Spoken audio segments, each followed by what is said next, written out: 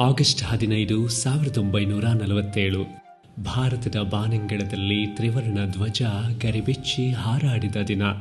ಸ್ವಾತಂತ್ರ್ಯ ಯಾರೋ ನಮಗೆ ಕೊಟ್ಟ ಉಡುಗೊರೆ ಅಲ್ಲ, ಅದು ಲಕ್ಷಾಂತರ ದೇಶಭಕ್ತರ ಬೆವರು, ರಕ್ತ, ತ್ಯಾಗ, ಹೋರಾಟಕ್ಕೆ ಸಿಕ್ಕ ಬೆಲೆ.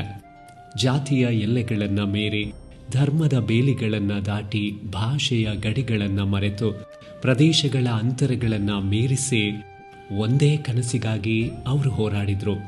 ಸ್ವಾತಂತ್ರ್ಯವೇ ನಮ್ಮ ಗುರಿ, ಭಾರತವೇ ನಮ್ಮ ಉಸಿರು. ತಮ್ಮ ಬದುಕನ್ನೇ ದೇಶಕ್ಕಾಗಿ ಅರ್ಪಿಸಿದ್ರು.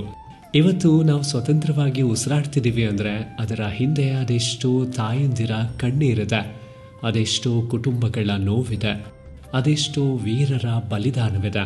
ಆದರೆ ಸ್ವಾತಂತ್ರ್ಯ ಪಡೆದು ಇಷ್ಟು ವರ್ಷಗಳಾದರೂ ನಾವಿನ್ನೂ ನಮ್ಮದೇ ಗುರುತುಗಳ ಹೆಸರಲ್ಲಿ ಒಬ್ಬರಿಗೊಬ್ಬರು ದೂರ ಆಗ್ತಿದ್ದೇವೆ. ಒಮ್ಮೆ ಯೋಚನೆ ಮಾಡಿ, ಮೊದಲು ನಾವು ಯಾರು, ಯಾವ ಜಾತಿ, ಯಾವ ಧರ್ಮ, ಯಾವ ಭಾಷೆ, ಯಾವ ರಾಜ್ಯ, ಇದನ್ನೇ ಯೋಚಿಸ್ತೇವೆ.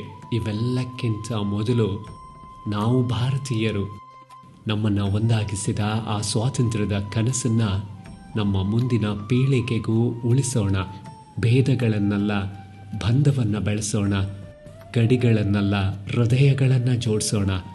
ಭಿನ್ನತೆಯಲ್ಲೂ ಏಕತೆಯನ್ನು ಕಾಣೋಣ. ತ್ರಿವರ್ಣ ಧ್ವಜದ ಮುಂದೆ ಒಂದೇ ಧ್ವನಿ ಇರಲಿ. ಒಂದೇ ಧ್ವನಿಯಲ್ಲಿ ಹೇಳೋಣ, ನಾನು ಭಾರತೀಯ, ನನ್ನ ದೇಶ ನನ್ನ ಹೆಮ್ಮೆ. ಸ್ವಾತಂತ್ರ್ಯೋತ್ಸವದ ಹಾರ್ದಿಕ ಶುಭಾಶಯಗಳು. ಜೈ ಹಿಂದ್.